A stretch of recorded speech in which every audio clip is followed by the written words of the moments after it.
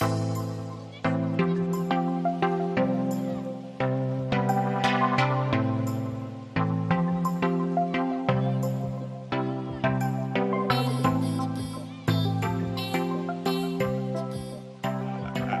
the course of my career, I start to hear more and more use of CNS, whether it's for activation or the value of a certain type of exercise or workout, or the path or the approach of a certain type of physical therapy. And I'm still not sure, just in like that Princess Bride quote where he's like, I don't think they know what that means, but they keep using it.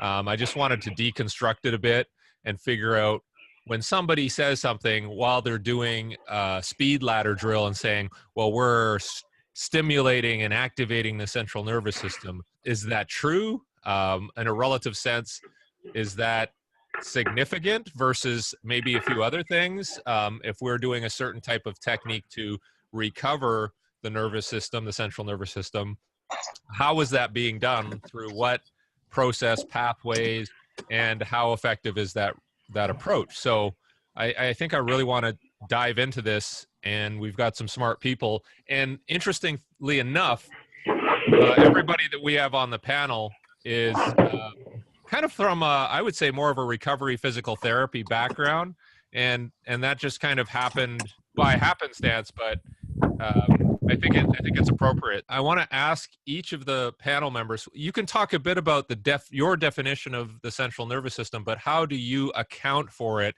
in your process, in your practice, I guess is the best way to say. So I wanted to start first with Bill and get his thoughts on the whole subject. I don't monitor it at all. I don't. Yeah. Unless somebody has some way to monitor this thing on an ongoing basis, we really don't. We're using proxy measures, right? So I'll look at range of motion tests, or I'll look at some form of movement pattern, and I am making a guesstimation. Now, I will let you on a little bit of information.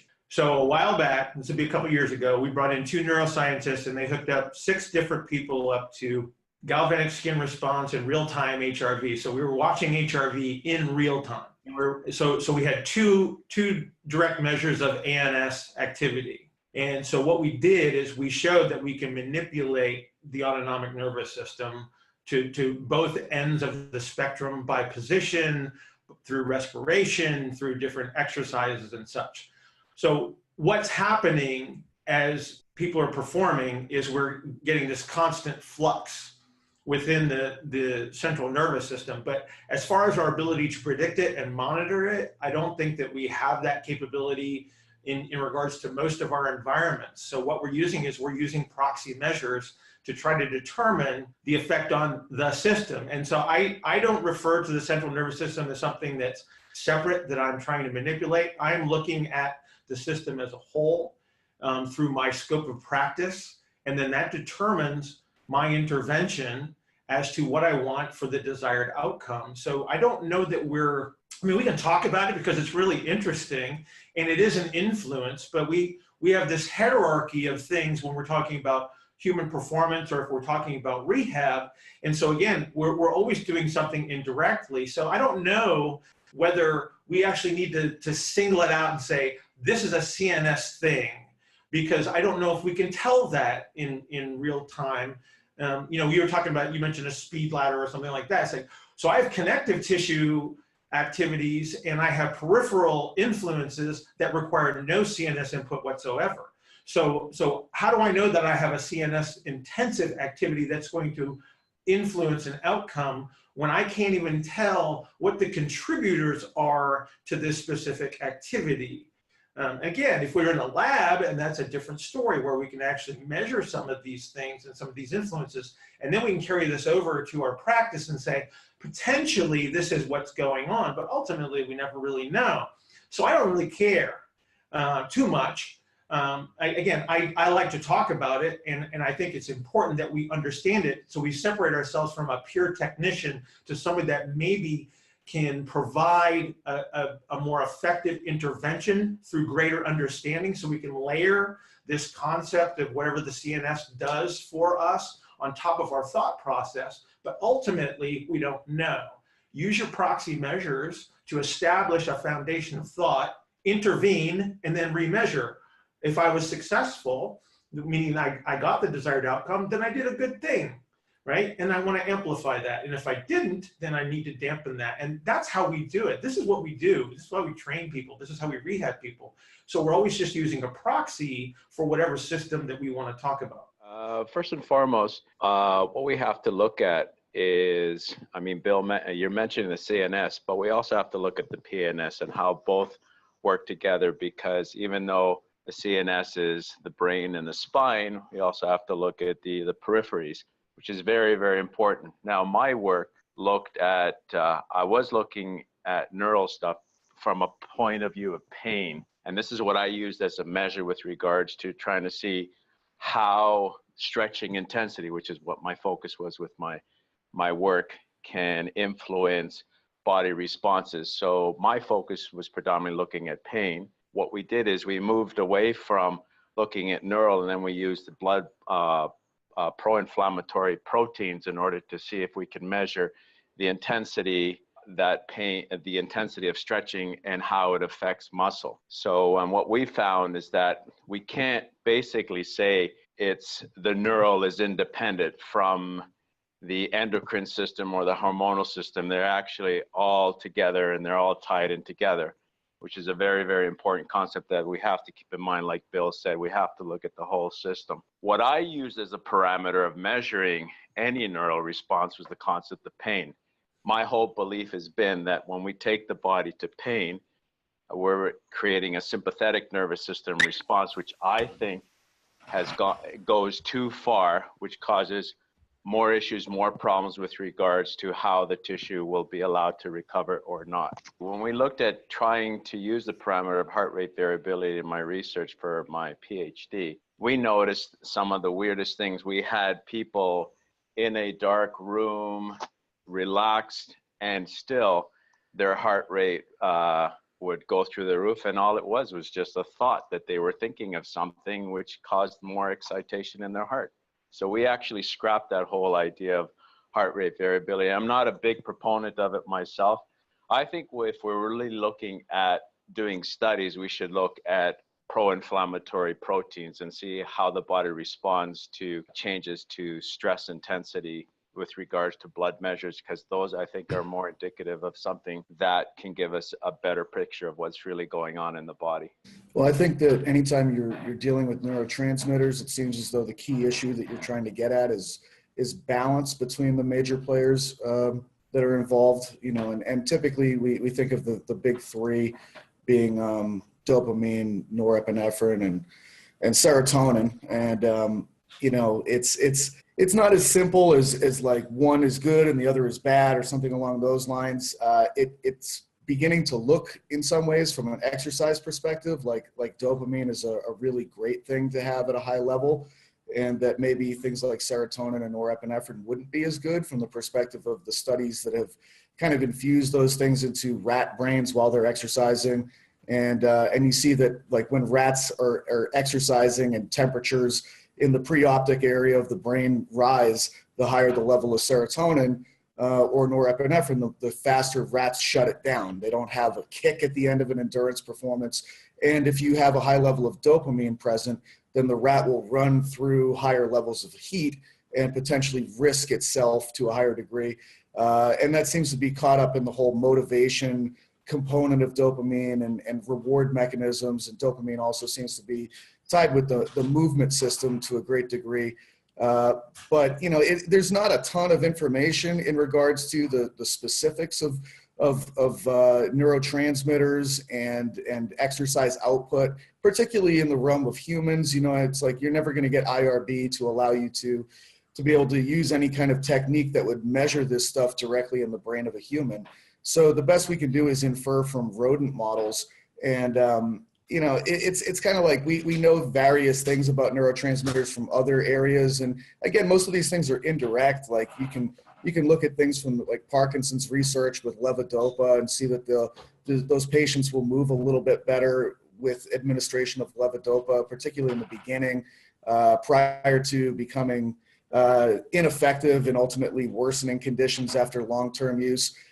You also have like depression models and people that suffer from anhedonia and chronic fatigue. And a lot of that seems to be, again, sort of like chronically low dopamine levels. So, you know, it's like I would probably try to skew people towards more dopaminergic methodologies. It seems as though if I can motivate people towards working towards a goal, they're more likely to put more total motor output into an investment.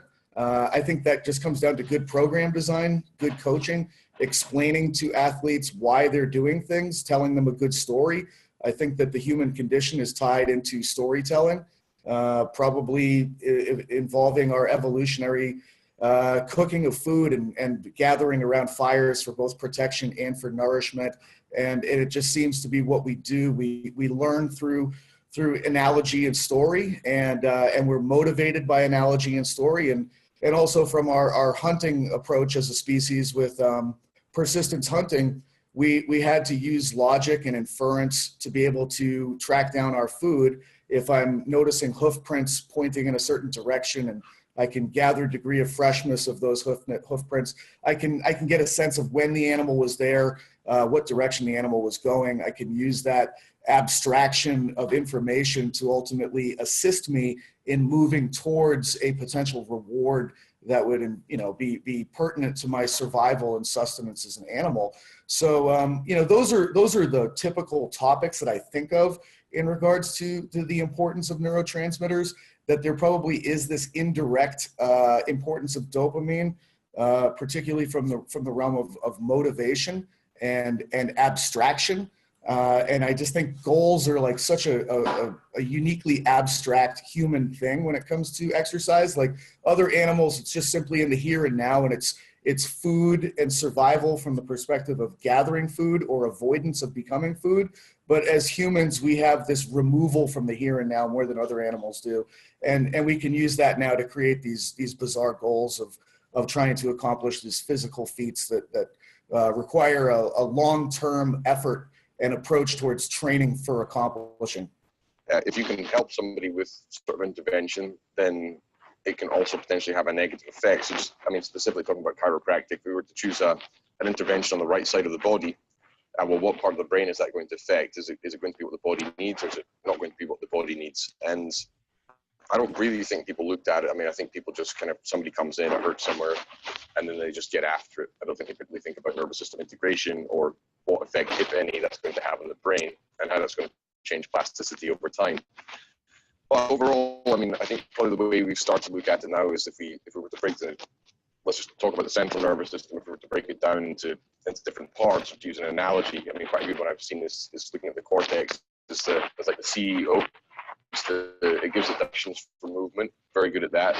The cerebellum would be like the CEO. So the cortex says, I want to move the arm, passes down to the cerebellum. So the cerebellum then coordinates all of the workers to start to get that to work. That then passes down through middle management, the spinal, and then out to the workers. And what's cool about thinking about it that way is then you can start to identify, well, what part of the system might not be working here? Because obviously, if the cortex, at worst case scenario, the cortex is not working properly, then there's no organization.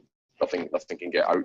If the cerebellum or the COO isn't working, then you're starting to talk about fine motor control or control of movement patterns. And then as things start to get further down the chain, you can start to look, well, is what the CEO and the coordination is the output of that norm. Those are things we can start to measure just through simple neurologic testing. Well, a number of different things. Number one is that, you know, my measurement is how'd that feel? And a lot of subjectivity to it in terms of like their output and their response. I look at things from the standpoint of, you know, I'm going to give them something to a task to do, some sense, and then their interpretation of it, and then their motor output is how I'm thinking about it from a CNS perspective, if you would. I want to be able to give them a task to do, an activity to sense, something based upon my measurements that I saw that I'm trying to invoke change with, that I'm pretty confident is going to be driven through the central nervous system's interpretation of the task at hand that they did. And then what kind of output can they put on top of it? Whether it's real base level, teaching people to, you know, find a muscle or position themselves differently during the daytime, or modify breathing strategies, to somebody who's going to be lifting or trying to put something in a much more high intensity output level. You know, the measurement for me, I don't do a lot of measuring with the people that I see from a tracking perspective, but I do have a lot of input with regards to subjectivity and interaction. And I believe very strongly that the way that, you know, optimal coaching, to Pat's point, optimal programming, giving people things to do above and beyond what they're doing with me, the 1 hour they're with me, to be able to address things more consistently and comprehensively during their daytimes, other ways to get their systems to rest and relax and recover afterwards, other ways to reinforce the strength program or the output that I'm trying to create during their sessions with me, for them to be able to put that into practice during their day-to-day life, being able to make changes with the way that they carry themselves and move, and even different ways of having them kind of sense what it is they're doing with every activity I have them do with me or on their own. I feel a lot of times people have become really disconnected, and that disconnection that they've had and that lack of awareness of their bodies or being present with what they're doing, I think has affected them psychologically as well as physically. And so I think that anytime they spend practicing and applying some of these ideas, either with a session with me or on their own, brings them back into that internal drive that they need to sense things. Again, from a central nervous system perspective, the brain can then do what it needs to with that change. But I think that they need to sense things and feel things in order to be able to have that happen.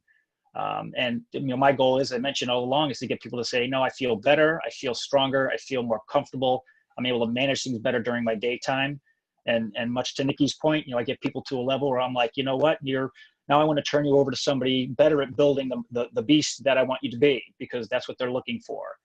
And then I'll have a number of people as well too that I'm managing them every single session. Their CNS is being constantly overstimulated all day long, and they want to be on a much lower level, activity level, which is something that I give them to be able to manage the discomfort of the symptoms of the pain that they're having at that time. Build from there, get them to a point that they feel comfortable, and then hopefully they can go to the next level.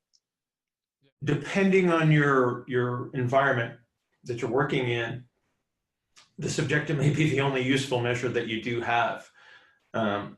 So somebody walks in, and it's kind of like Michael just said, it's like somebody walks in and says, how you doing? That might be one of the better measures that we've ever used, because that can determine what your outcome is going to be. There's nothing wrong with that. I think that one of the stronger measures that we can use in the field is that rating of perceived exertion. Combine that with rating of technique from the coach, and now you have a way to progress that individual.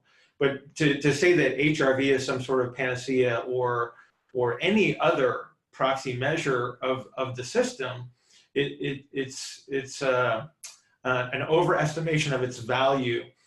The way that we can turn those things into something valuable is to track them over time.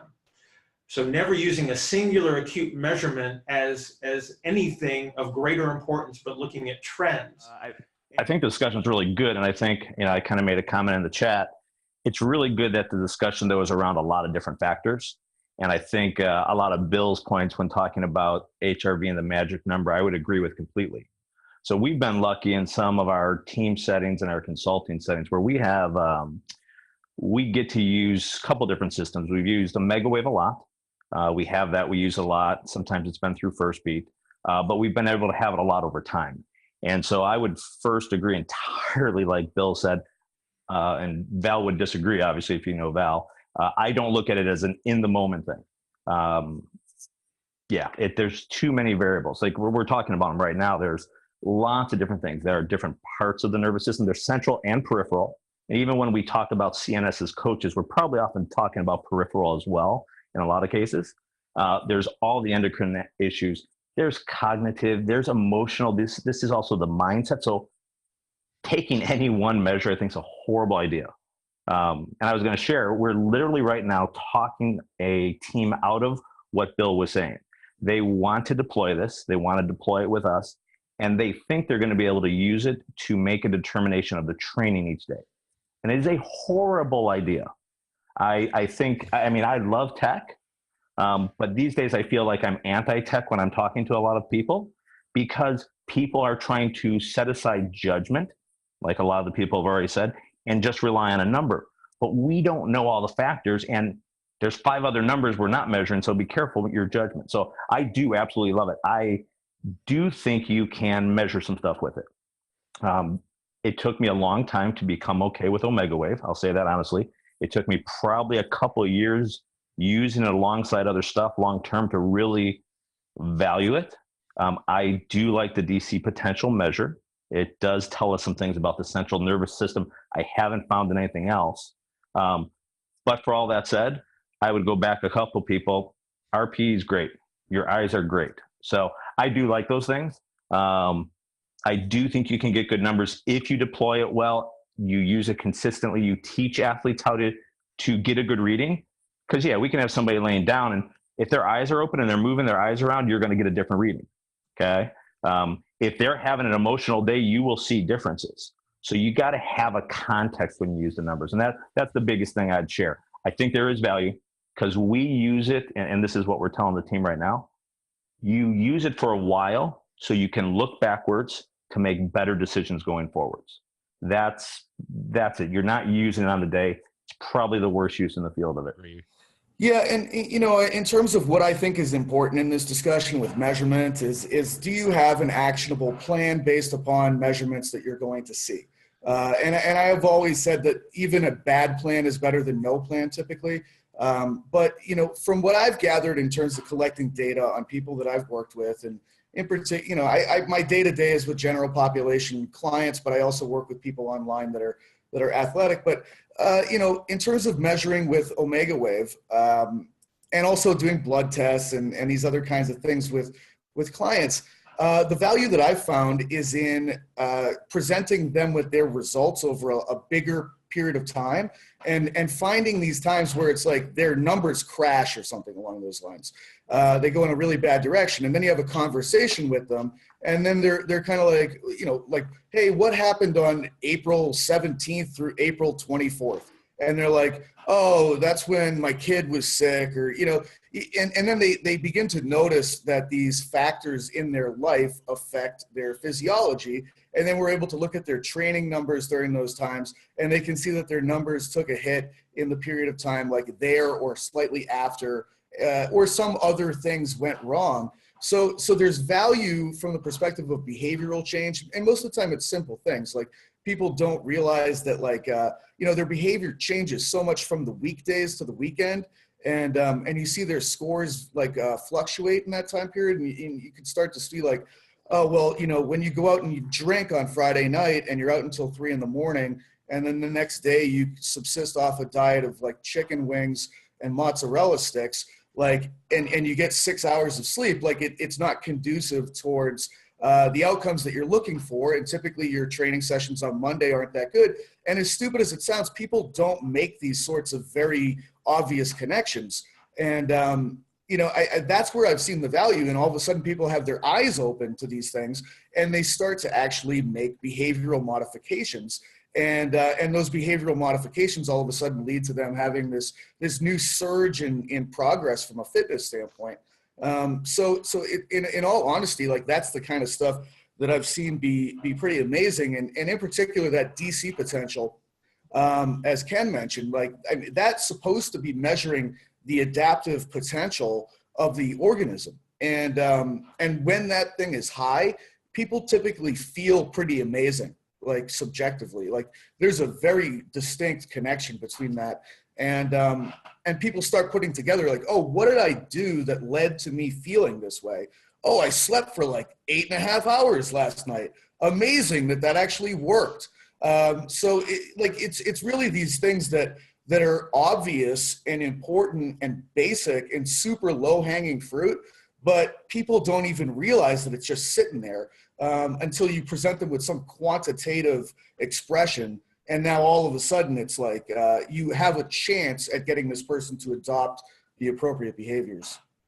And I think I heard Darren Burgess speak, and he was using first beat just to get an idea, but he acknowledged, he said, look, I'm not measuring at the same time every day. It's really not a scientifically robust procedure I'm going through. He's like, but I'm not going to publish it. Like, it's just one little piece. It just like leave little clues here and there.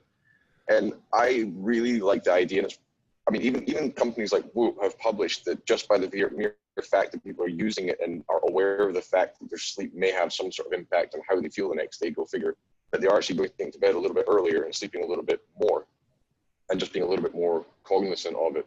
We got 2-minute drill here for each of our panel members, wrap up. So Bill, we'll start with you. After going through all this, I still think, what you said at the beginning is relevant in terms of like, let's not get caught up in trying to measure one thing, but let's look at big picture. What are your thoughts heading out here? Monitor over time, recognizing the fact that you're not measuring just a CNS response on any level, you're measuring the entire system. It all works together. It's all one big piece. We're already doing that. Get better at doing that. Don't stop reading this material, but don't sell a product unless you're a neuroscientist. That's my strong opinion. I don't think you should be doing that. It's okay to have a talk about it, but don't sell something if you're not qualified to do so. If you want to talk about programming to somebody and you're a strength and conditioning coach, I think it's very valuable for you to have that conversation. Otherwise, let's just have beers and talk about this stuff because it's fun to talk about. We can layer it on top and give it some value when we start to intervene and get some accurate responses.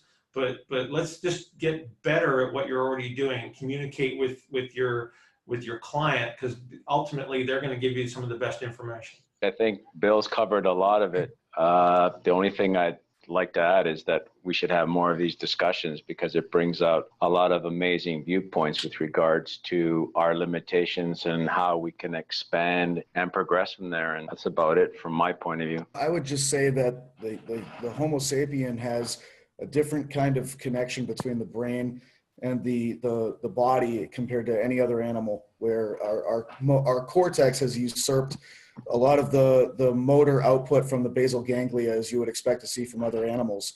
And our cortex is tied into every other part of the brain. So with human movement, you have to factor in that there's a cognitive component, a conscious component, a subconscious component, an emotional component. And all of those things are happening simultaneously, along with a motor component and a sensory component. And that if you aren't tackling coaching from all of those levels and monitoring from all of those levels, then you're leaving out components of what's involved with the central nervous system. And I think that you have to appreciate that everything that makes us human is everything that needs to be tackled. And if you're not doing that, then you're ultimately leaving things out there that could be worked on and improved upon. Just bring it back to the central nervous system. So I mean, if we are truly trying to prime the central nervous system, which can be done, it's something that is it can be done acutely on occasion, but it wouldn't be necessarily a good way to run your training. But increase multi-unit recruitment and behavior through training, sensory feedback, and then we can also work on supraspinal influences. So we can use cognitive strategies, we can use mental practice imagery. All of those things talk into central nervous system drive. So I think when we use the term, we need to really think carefully about what we mean and how we're going to execute it. Otherwise, it can just become another gimmick. Okay, Michael, send us home. Yeah.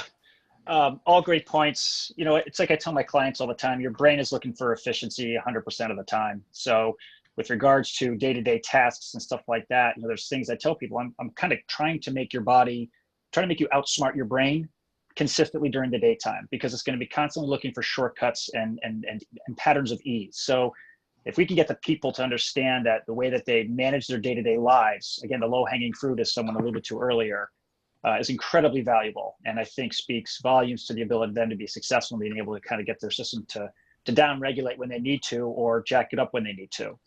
And that comes down to, good coaching and good experience and being able to kind of observe what people are doing.